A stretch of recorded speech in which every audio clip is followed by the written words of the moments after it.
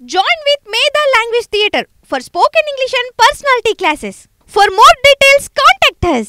పల్లెలు పచ్చగా 4500 కోట్లతో ఉపాధి పనులట. రాష్ట్రంలో 54 లక్షల కుటుంబాలకు 9 కోట్ల పని దినాల కల్పన, తద్వారా భారీగా ఉపాధి అవకాశాలు.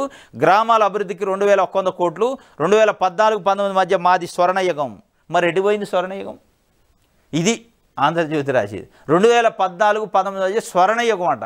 ఆ స్వర్ణయుగంలో పోలవరం ఎందుకు పూర్తి కాలేదు? ఆ స్వర్ణయుగంలో అమరావతి ఎందుకు పూర్తి కాలేదు? ఆ స్వర్ణయుగం మరి మళ్ళీ 5 ఏళ్లలో ఎట్లా కుప్పకూలింది? అంత నిజంగానే స్వర్ణయుగం అయితే ఒక 10 ఏళ్ళు 15 ఏళ్ళు నిలబడాలిగా. ఒకవేళ ఎంత వరస్ట్ ముఖ్యమంత్రి వచ్చినా స్వర్ణయుగం ఒక్కసారి కుప్పగోలగా. స్వర్ణయుగం అట, అంత బంగారం అయిపోయింది స్వర్ణయుగం అంటే. ఇది ఆంధ్రజ్యోతి పత్రికకి అసలు ఒక పొగట్టానికి, ఒక ప్రశంసకి అదుపు లేదు. చంద్రబాబు నాయుడు గారిని ఆకాశానికి ఎత్తుతుంది.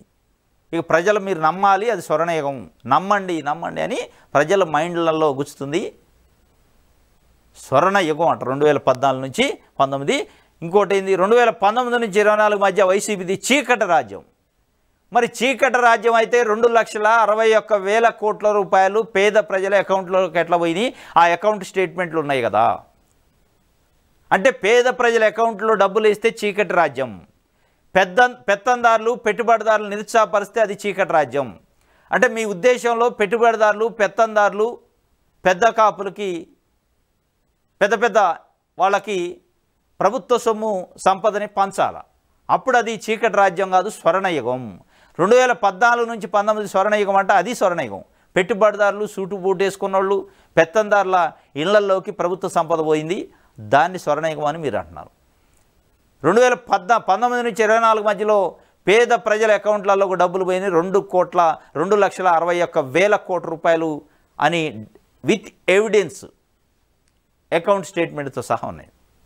అది తీసుకున్న ప్రజలకు తెలుసు, ఇచ్చిన ప్రభుత్వానికి తెలుసు. అది చీకటి రాజ్యం కింద ఆంధ్రజ్యోతికి కానీ తెలుగుదేశం పార్టీకి కానీ తెలుగుదేశం పార్టీ మీడియాకి కనపడుతుంది. పేద ప్రజలకు పంచొద్దు.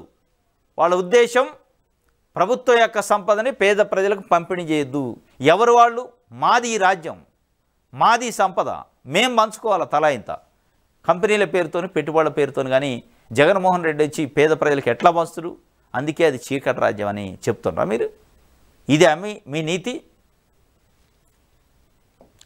వైసీపీ భూతం ఇంకా వెంటాడుతుందట. దాన్ని భూస్థాపితం చేస్తేనే అభివృద్ధి చెందిద్ది. కోనసీమ జిల్లా స్వర్ణవానపల్లి గ్రామ సభలో సీఎం చంద్రబాబు ఉద్ఘాటన. 1 గంట 20 నిమిషాల పాటు ప్రసంగం. నేరాలు చేస్తే హోదాలు రావని వైసీపీకి చురక. 1 గంట 20 నిమిషాలు మాట్లాడిండట. 1 గంట 20 కాదు, 4 గంటల 20 నిమిషాలు మాట్లాడినా ప్రజలకు ఏమైనా ఒరిగిద్దా? ఓకదంపుడు ప్రసంగాలు తప్ప. దాన్ని కూడా ఒక వార్తకు రాసింది ఆంధ్రజ్యోతి. 1 గంట 20 నిమిషాలు మాట్లాడిన చంద్రబాబు నాయుడు గారు అసలు ఆయన నోట్లోంచి అన్ని ఆణిముత్యాలు వచ్చినాయి. అన్ని ఆణిముత్యాలను ప్రజల కోసం త్యాగం చేసిండు 1 గంట 20 నిమిషాలని చెప్పే. ఏంది 1 గంట 20 నిమిషాలు మాట్లాడితే? ఏమన్నా పేద ప్రజల గురించి ఉందా అందులో? ప్రజల గురించి ఉందా అసలు అందులో? ఉండాలి కదా. ఎన్ని గంటలు మాట్లాడితే ఏంది? ఉపయోగం ఉన్న మాటలు మాట్లాడితే, ప్రజలకు ఉపయోగపడేది ఉంటే ఆ గంటల గురించి రాయాలి.